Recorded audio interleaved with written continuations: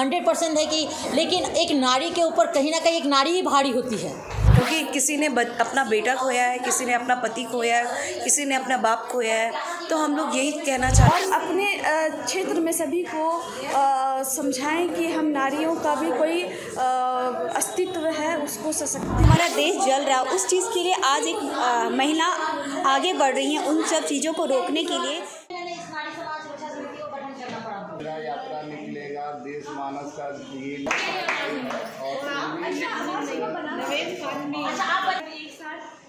आगे बढ़े और पहले तो जोहार।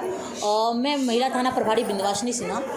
मैं आपके माध्यम से राज्यवासियों की महिलाओं से अनुरोध करूंगी और बाकी भाइयों बहनों से भी कि जैसे कि हमारा तीज त्यौहार आता है और हम महिलाएं और पुरुष चीज़ों को जो तीज त्यौहार हम मनाते हैं उसमें महिलाएं भी अपना रोल देना चाहती है, अपना सपोर्ट करना चाहती है। उसी के तहत एक हम मार्च निकाल रहे हैं महिलाओं की तरफ से, जो ये अपील करेगी यहाँ के भाइयों से कि आप किसी तरह का तीज त्यौहार बड़ी शांति तरीके से मनाएं, क्योंकि किसी भी छोटे से चीज़ को विवाद बनते समय नहीं लगता है। ये हम पिछले महीने की घटना को देखते हुए बता सकते हैं। उस घटना को देखते हुए रांची की महिलाओं ने महसूस किया कि हमें वही अमन शांति चैन अपने ज़िले अपने राज्य में कायम करना है, जिसके लिए उन्होंने एक सशक्त कदम उठाया, जिसके तहत आज महिला थाना में एक नारी सम्मान सुरक्षा समिति की गठन की गई, जिसमें महिलाओं ने बढ़ चढ़ कर अपना हिस्सा लिया और उन्होंने एक शांति मार्च निकालने का। ये टीम यहाँ के लोगों से अनुरोध करेगी कि आप अपना त्यौहार अपने, क्योंकि त्यौहारों का सिलसिला अब शुरू हो जाएगा, तो आप घर अच्छे से मनाएं, सुख से मनाएं और शांति से। आखिर त्यौहार का मनाने का कारण भी है कि हर्ष उल्लास, पर से हर्ष उल्लास कब मातम में बदल जाता है ये हम लोगों बहुत ही, क्योंकि अल्टीमेट सहना एक औरत को ही पड़ता है। कोई कैजुअलिटी होती है तो एक औरत पत्नी के रूप में बर्दाश्त करती है, एक माँ के रूप में बर्दाश्त करती है, एक बहन के रूप में बर्दाश्त करती है। तो महिलाएं अब और नहीं का एक टैग लेते हुए कि अब और नहीं सहेंगे कहते हुए आगे बढ़ना चाहती है और ये शांति मार्च कल निकालेंगे। कल हम 4 बजे फिराया लाल से शांति मार्च निकालने वाले हैं। मैडम, इससे पहले भी कई इस तरह के संगठन जो है वह गठन किए गए, लेकिन नारियों पर अत्याचार का सिलसिला जो है वह लगातार बढ़ता ही जाता है, खत्म नहीं होता। क्या कहें? मैं आपकी बात बिल्कुल यहाँ पे मैं मानना हूँ कि नहीं तो फिर ये नारी महिला थाना बनाने का फिर यही नहीं था। 100% है कि, लेकिन एक नारी के ऊपर कहीं ना कहीं एक नारी ही भारी होती है। तो ये जो हमारी नारियाँ जो इकट्ठा हो रही है, जो एक सोच आपको दिखेगा, ये नारियाँ ही हमारी पुलिस का काम करेगी अपने घर में, अपने समाज में, अपने मोहल्ले में, जो एक मैसेज पास करेंगी कि नारियों के ऊपर अत्याचार अब ना हो। उसके ऊपर यदि कभी होता है तो महिला थाना इसी के लिए मैं आपके माध्यम से अनुरोध करूँगी कि कभी ऐसे कहीं कोई समस्याएं हो तो काइंडली महिला थाना में आकर मैसेज करें, या हमारे महिला समिति नारी सम्मान सुरक्षा समिति की किसी भी महिला को आप बता सकते हैं, जिसका तुरंत हम निवारण करेंगे। कहीं महिलाओं के साथ किसी स्कूल कॉलेज में किसी तरह के मामला हो या किसी कोई कॉलेज वॉलेज में, वो हमें संपर्क कर सकती हैं। मैडम, एक तरह से आप पावर दे रही है नारियों को, कहे तो वो अपने एरिया की पुलिस कहलाएंगी। आप पावर में ये कह सकते हो, नारी तो पहले से ही पावरफुल है। मैं किसी को पावर में क्या दूंगी? मैं पावर का मैडम अगर मान लीजिए अपने हित के लिए या अपने के लिए फायदे के लिए अगर गलत इस्तेमाल किया जाए तो नहीं, तब वो कार्रवाई की योग्य हो जाएंगी ना। हर चीज़ का एक मैं आपको एक महिला को सशक्त करने की बात कर रही हूँ, फिर आप बात कर रहे हैं कि वो गलत करेंगी, तो फिर उनके लिए भी वही कानून संबंधी मामला हो जाएगा जो एक महिला के लिए होता है। मैं इसके तहत किसी को गलत करने का अनुरोध नहीं करती हूँ और ना ही मैं उम्मीद करती हूँ कि मेरी महिलाएं कोई ऐसा काम।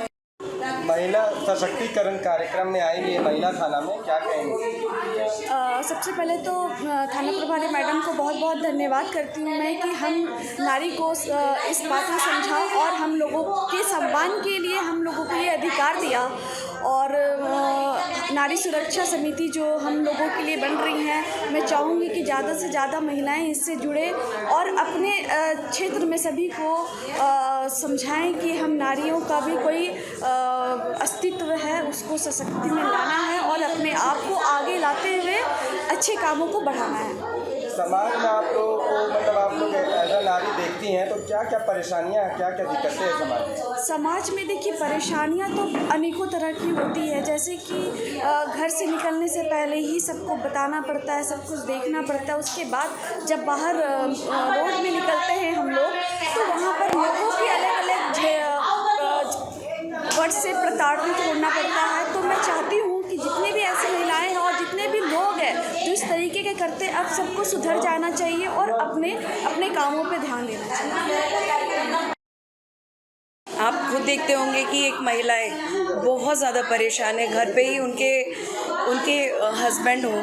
आजकल तो बच्चे भी परेशान करने लग गए हैं। उन्हें अगर इतना मतलब शादी करके नहीं आते हैं कि अपने माँ बाप को वो इज़्ज़त करना देना बंद कर दिए हैं, उन्हें वृद्धाश्रम भेज दे रहे हैं, ये सही नहीं है। तो हम लोग जो कल मार्च निकाल रहे हैं, शांति मार्च, जो मैम के थ्रू ही निकल रहे हैं, वो अध्यक्ष हैं और वो उन्हीं के लीड में हम लोग जितनी भी महिलाएं हैं सब एकजुट होके मतलब रांची को ये परिचय देना चाहते हैं कि हम महिलाएं शांत और सब चीज़ एक जगह, कोई जाति और धर्म नहीं है, हम इंसान हैं, इंसान को लेके चलना है बस। क्योंकि कोविड काल में हम लोगों ने बहुत कुछ देख चुके हैं, क्योंकि किसी ने अपना बेटा खोया है, किसी ने अपना पति खोया है, किसी ने अपना बाप खोया है। तो हम लोग यही कहना चाहते हैं कि नहीं, बिल्कुल नहीं, अब जाति धर्म नहीं चलेगा। बिल्कुल जो भी चलेगी, शांति चलेगी, एक नारी चलेगी और सशक्त होंगे हम लोग।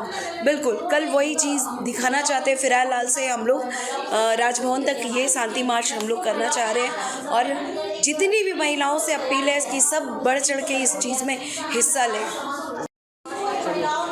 नमस्कार, मैं मधुलिका पाठक।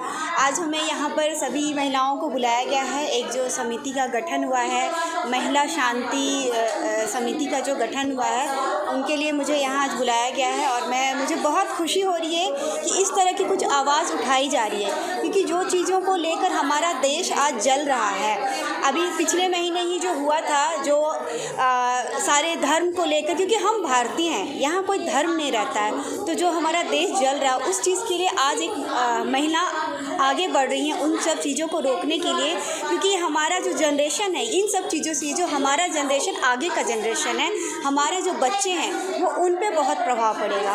और जो महिलाओं के साथ एक हिंसा होती है, डोमेस्टिक वायलेंस होते हैं, उन सब चीज़ों को लेके, या जो बच्चों के साथ आज जो बच्चे गलत रास्ते पे जा रहे हैं, उन सभी चीज़ों की समस्या का हम ये यहाँ पर आज बैठकर एक निदान निकालने जा रहे हैं। और ये आगे कल हमारा एक मोर्चा निकल रहा है मुहर्रम के मौके पर, जो लास्ट टाइम हुआ था पत्थरबाजी और जो जला था, जिनसे लोगों के नुकसान हुए थे, उन सब चीज़ों को लेकर एक शांति मोर्चा हम निकालने जा रहे हैं, ताकि हम सभी एक मैसेज देना चाह रहे हैं कि हम सभी भारतीय हैं, हम सभी को सारे फेस्टिवल एक साथ मिलकर मनाने हैं, ये कोई भी अलग नहीं है। तो ये किसी के भी फेस्टिवल में इस तरह की हिंसा नहीं होनी चाहिए, क्योंकि कहीं ना कहीं इसका नुकसान हम सभी पे पड़ता है, हमारे घर पर, परिवार पर, बच्चों पर, हम सभी पर इनका असर पड़ता है। तो आज ये यहाँ पर हम एकत्रित हुए हैं, ये सभा का एक गठन हुआ है। तो मैं चाहूँगी जितने लोग, जितनी महिलाएं आज इनसे जुड़ पाएँ, क्योंकि महिलाएं अपने में एक शक्ति हैं। तो शक्ति बोलने से सिर्फ नहीं आता, हमें शक्ति दिखानी है। हम घर चाहते, हम एक जीवन सृष्टि करते हैं, तो हमें वो शक्ति दिखानी है कि अगर हम सृष्टि कर रहे हैं तो उस सृष्टि को भी हम सींचे, आगे बढ़े। इसलिए आज हम सभी महिलाओं से अनुरोध करते हैं कि इसमें आइए, जुड़िए और हम सब इसमें योगदान दें। मैं मधुलिका पाठक। सबसे पहले तो मैं उस समाज से जुड़ी हूँ जो मुस्लिम समाज कहलाता है। तो मैं मैसेज देना चाहती हूँ अपनी महिलाओं को, अपने मोहल्ले की महिलाओं को, कि मेरे साथ ये एक ऐसी संस्था है जिसमें हर जाति के लोग हैं, है ना, और वो लोग घबराती हैं तो डरती हैं, आगे नहीं बढ़ती मेरे साथ। और मैं 15 साल से ये काम कर रही हूँ, तो मैं उनको ये मैसेज देना चाहती हूँ और आप ये ज़रूर ये मैसेज दीजिएगा कि वो मेरे साथ आगे बढ़ें और हम मुझे मदद करें, तब मैं उस मोहल्ले के लिए, उस बस्ती के लिए कुछ कर सकती हूँ। जब तक अब वो लोग मेरे साथ नहीं देंगी, मैं आगे नहीं बढ़ पाऊँगी। क्योंकि महिलाओं में क्या परेशानियाँ और दिक्कतें देखती हैं? मुस्लिम महिलाओं में ऐसे तो सब, जहाँ से मैं हूँ, सब वेल डन ये है सब, लेकिन क्या है, घरेलू मामला वहाँ पे बहुत होता है और जिसकी वजह से इन्वायरमेंट्स जो है ख़राब होते रहता है। लड़के जो है उपद्रव मचाते हैं, जैसे कुछ पर्व त्यौहार हुआ तो इतना उपद्रव मचाते हैं कि मैंने हल्ला गुल्ला, और रात को नींद खराब, 12-12, 1-1 बजे रात तक हल्ला गुल्ला करना।